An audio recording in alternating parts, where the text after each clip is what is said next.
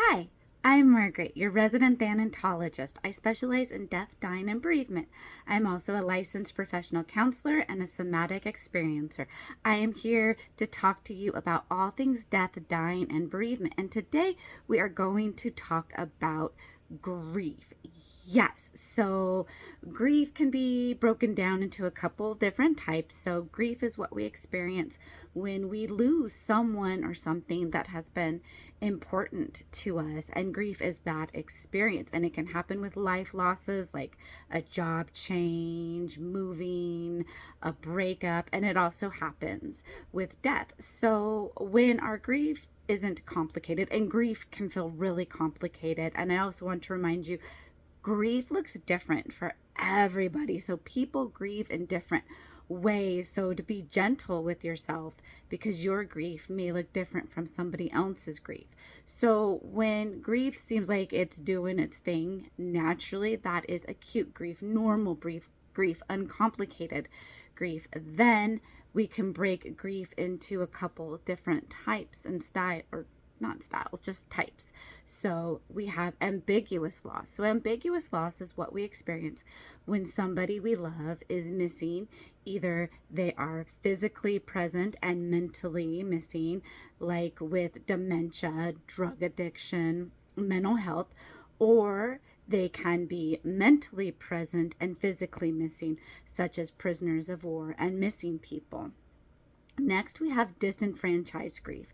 And disenfranchised grief is what happens when the relationship is not, so like let's say somebody dies and society does not recognize the relationship, such as in an affair or an ex dies, then the loss is not acknowledged, such as like a pet or oftentimes miscarriages, or society feels that the griever is not entitled to grieve. This often happens with children, the elderly, and people with cognitive disabilities.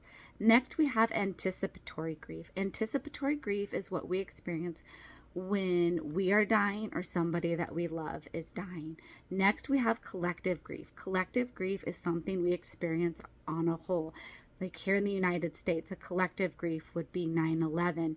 Collective grief is also experienced more the more marginalized a community is. We can look at Indigenous Americans, and they have a huge collective grief in loss of land, lifestyle, culture, and all the griefs that have befallen their community.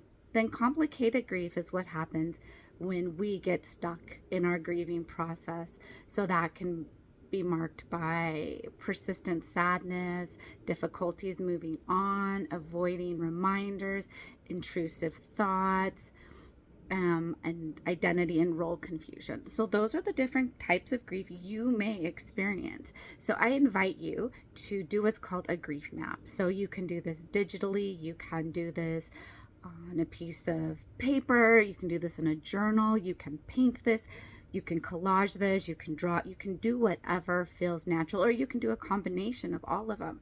So you're just going to start from your birth, and it can be linear, it can be a windy road, and you're going to put all the different griefs you've experienced. They can be life losses that seemed like important to you, like a job change, a move, a divorce, something that happened, and all the death losses you have experienced.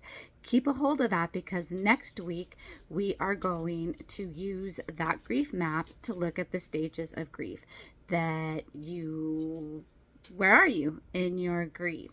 So thank you for joining me today. I look forward to continuing this journey with you.